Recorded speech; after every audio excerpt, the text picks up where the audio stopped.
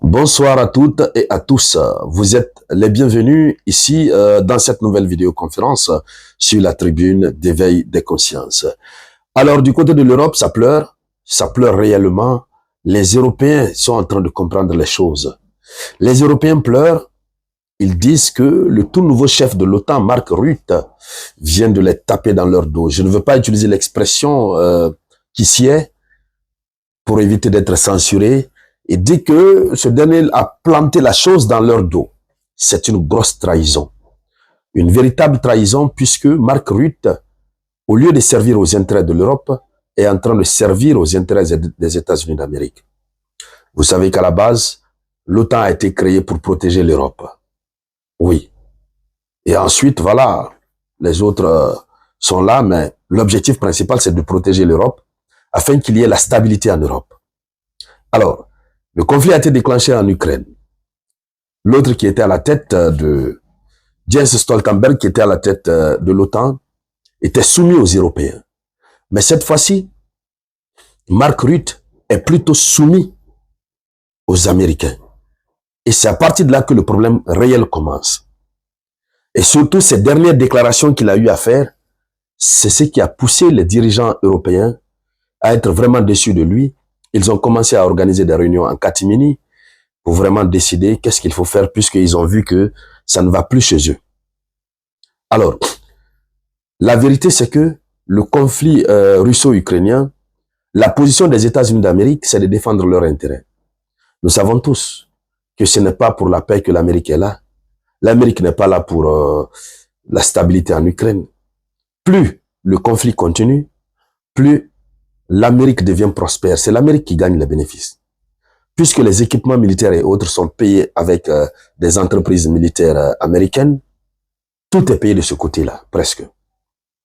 Donc, ça fait un grand bénéfice du côté des États-Unis d'Amérique. Chaque balle qui est tirée, chaque missile balistique tiré du côté de l'Ukraine, chaque Ukrainien qui tombe, c'est un bénéfice énorme pour l'Amérique.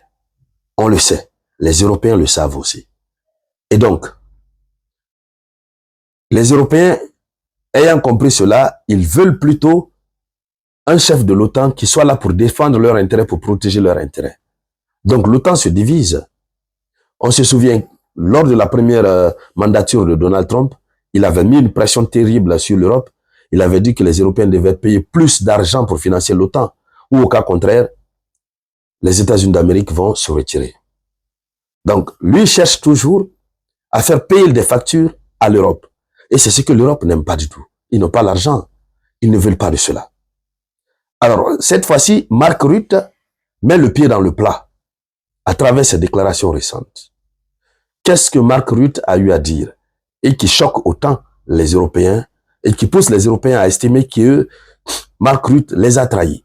D'abord, les Européens se demandent l'ascension fulgurante de Mark Rutte à la tête de l'OTAN, ça a été trop rapide. Qu'est-ce qui motive ces allégeances, ces soutiens? Donc apparemment, il est venu pour jouer un jeu. Jouer le jeu de l'Amérique contre l'Europe. Alors, mesdames, mesdemoiselles et messieurs, dans le cadre de cette vidéoconférence, c'est bien sûr de cela que nous allons parler. Mais avant de continuer, je vous demande de partager la vidéoconférence. Mettez beaucoup de j'aime, surtout abonnez-vous. Tous ceux qui ne sont pas encore abonnés, cliquez sur le bouton, veuillez vous abonner. N'oubliez toujours pas d'activer la cloche de notification. Allons-y donc dans les profondeurs. Alors, Mark Rutte, quand il est venu, les Européens s'attendaient à ce qu'il fasse en sorte que le conflit prenne fin. Mais c'est le contraire. Il s'est montré pro-ukrainien, se basant sur des principes de défense de la souveraineté de l'Ukraine. Au lieu de faire en sorte que le conflit prenne fin, il a appuyé sur le dièse de l'accélérateur pour la perpétuité du conflit. Et les Européens disent qu'ils sont conscients du fait que lorsque le conflit continue, l'instabilité continue de régner en Europe, puisque il y a une menace réelle. Lorsque vous avez la case du voisin qui brûle à côté, vous aussi vous êtes menacés.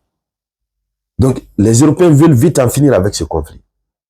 Mais Mark Rutte vient, il déclare que les États-Unis doivent continuer la production de leurs armes.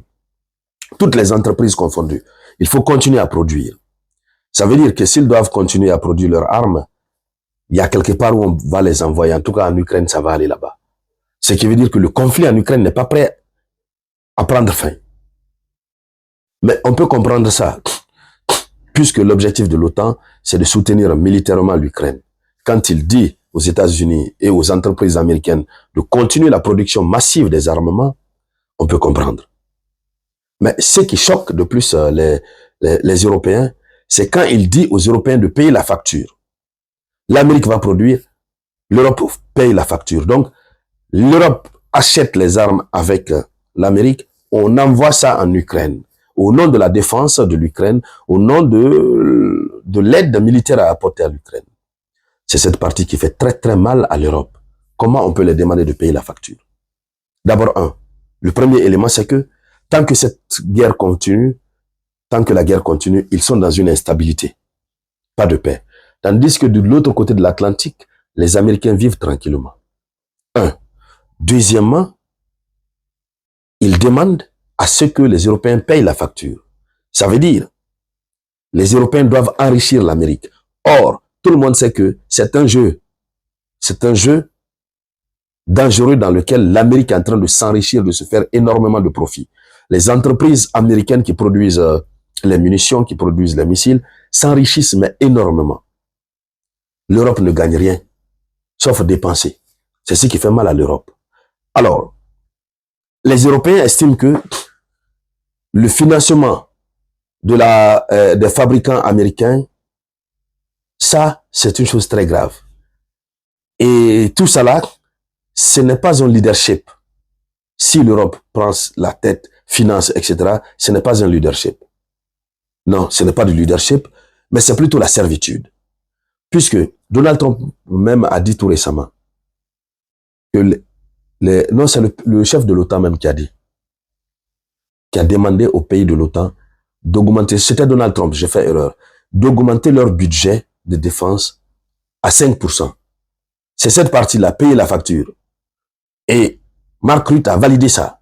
Il a même répété aussi. Donc de 2%, ils passent à 5% de leur PIB.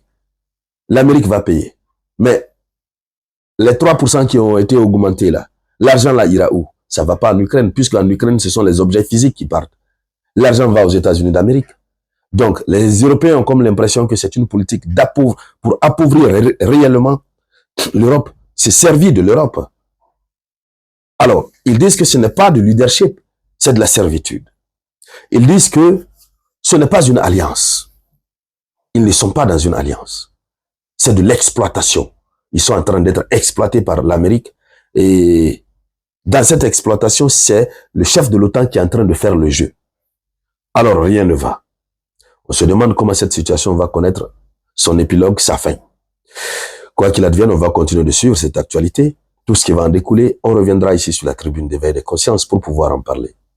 Merci donc à toutes et à tous. Je vous reviens tout à l'heure avec de nouvelles actualités. C'était la voix de votre unique samouraï.